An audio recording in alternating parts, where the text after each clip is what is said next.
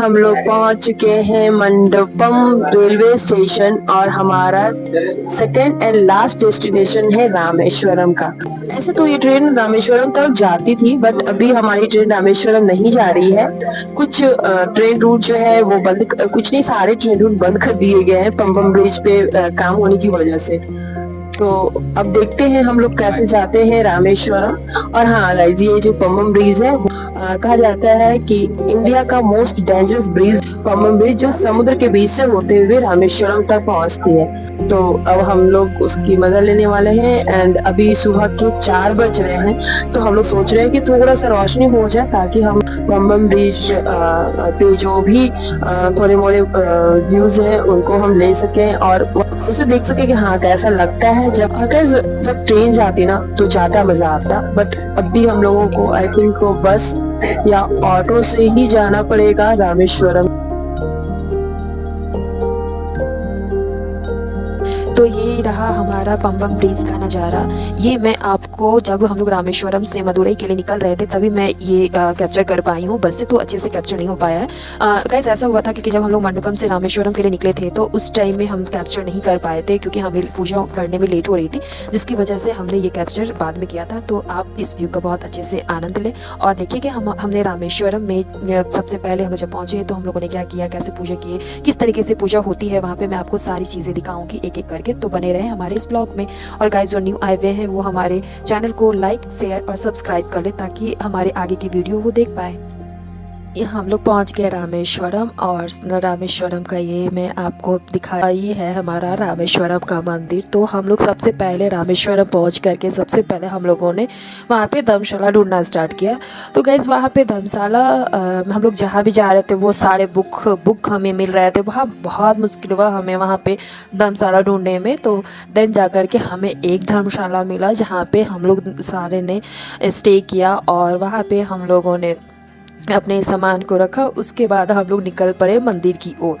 तो सबसे पहले मैंने वहाँ पे पंडित जी से पूछा कि हमें कैसे पूजा करना होता है। तो पंडित जी ने बताया कि सबसे पहले आपको जा कर के जो आगे समुद्र मिलेंगे वहाँ पे पहले आपको नहाना पड़ेगा। तो उसी के लिए हम लोग यहाँ से निकल गए और हम लोग रास्ता ढूंढने में लग गए कि हम लोग वहाँ तक कैसे पहुँचे, क्योंकि हम लोग पहली बार आए हुए थे और हम लोगों को कुछ भी आइडिया नहीं था कि हम लोग कैसे जाएंगे। तो जो कहते सबसे पूछते पूछते हम लोगों ने वहाँ तक हम लोग पहुँच गए।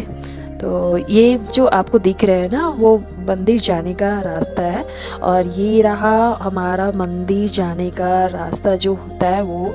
और ये मैं ले रही थी, बहुत अच्छा व्यू आया था वहाँ से। देन ये जो जा रहे हैं वो सारे मंदिर की ओर जा रहे हैं और हम लोग जा रहे थे पूजा करने के लिए।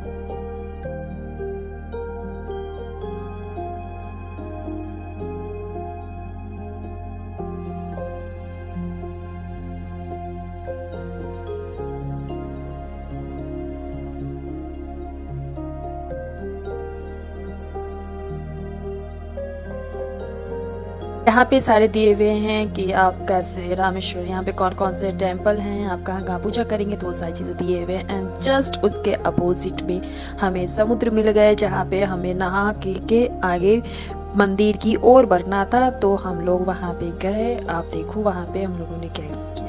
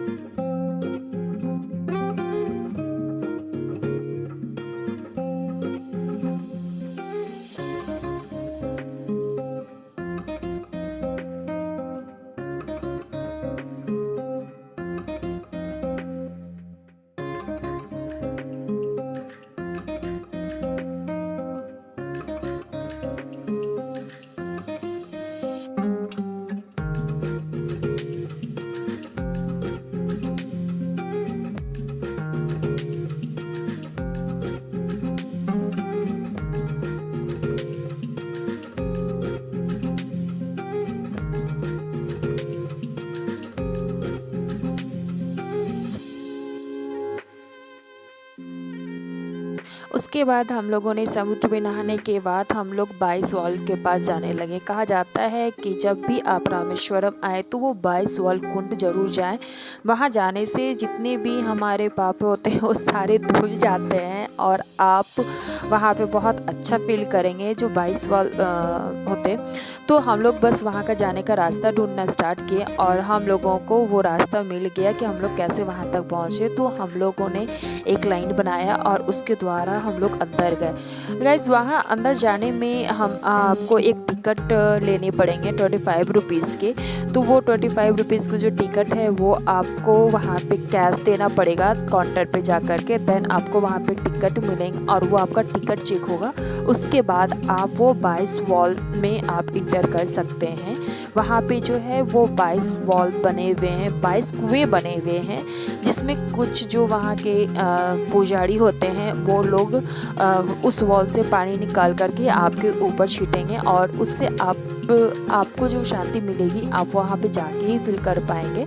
एंड ऐसे करके हम लोगों ने पहले और वहाँ पे जो वॉल आपको 22 वॉल ढूंढने में कोई भी परेशानी नहीं होगी, क्योंकि सारे वॉल के ऊपर में वॉल नंबर लिखा रहता है कि आप कौन से वॉल पे गए हो और कौन से वॉल पे जाना है। तो आप 1 2 3 करते हुए सारे वॉल पे जा सकते हो। एंड जब आप वहाँ पे वॉल पे जाओगे एक एक करके आप जब जाते जाओगे तो वो आपका रास्ता बनते हुए जाएगा और आप सारे वॉल तक आराम से पहुँच जाओगे। तो इस तरीके से हम लोगों ने 22 वॉल तक हम लोग गए। 22 वॉल तक हम लोग वहाँ पे गए और 22 वॉल हम लोगों ने नहाया और फिर उसके बाद हम लोग मंदिर से निकल गए। उसके बाद मंदिर में हमें क्योंकि आप जब 22 वॉल नहाओगे तो आपके जो कपड़े हैं वो गीले होंगे, तो आप गीले कपड़ों में मंदिर के अंदर इंटर नहीं कर सकते हैं, जिसकी वजह से हम लोग चले गए अपने धर्मशाला अपने ड्रेस को चेंज करने। फिर हम लोग वहाँ पे ड्रेस को चेंज करके फिर हम लोग वहाँ से पूजा के लिए निकल पड़े। बट मैं आपको अंदर का नज़ारा नहीं दिखा पाऊँगी क्योंकि कैमरा अलाउ नहीं था, मोबाइल अलाउ नहीं था अंदर का फ़ोटो लेना, तो मैं अंदर का कुछ भी फ़ोटो नहीं ले पाई थी। और उसके बाद ये हम लोग आए हुए हैं जहाँ पे विभीषण का राज्याभिषेक हुआ था। तो ये रहा विभीषण का राज्याभिषेक का जगह, ये धनुषकोटी से पास पड़ता है। उसके बाद हम लोग ये मंदिर घूमे। उसके बाद हम लोग पहुँच गए धनुषकोटी, जो राम सेतु के नाम से प्रसिद्ध है। ये रहा राम सेतु का पूरा नज़ारा, मैं आपको दिखाती हूँ।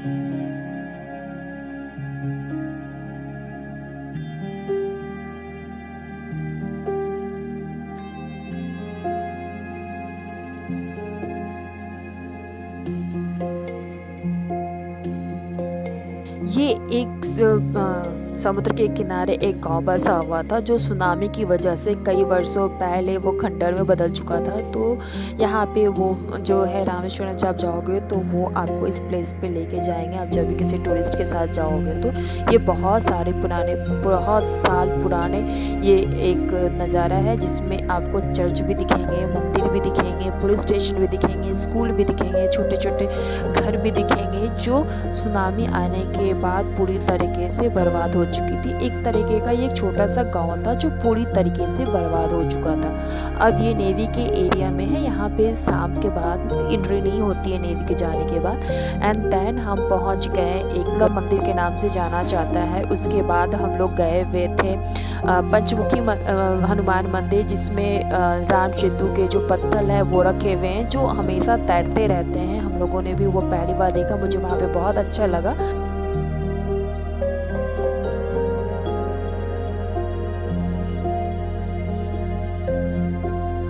लक्ष्मण घाट के नाम से जाना जाता है। कहा जाता है कि लक्ष्मण जी इस कुएं कुंड में आकर के बहुत सालों तक तपस्या किए थे। उसके बाद हम लोग राम मंदिर पहुंच गए, जहाँ पे ये आपको जो दिख रहे हैं वो कृष्ण जी हैं, जिनकी लाइव आरती चल रही थी। एंड देन यहाँ पे आप लोग आस्था पे इस लाइव आरती को हर दिन देख सकते हैं। ये हर दिन चलता है ये लाइव आरती।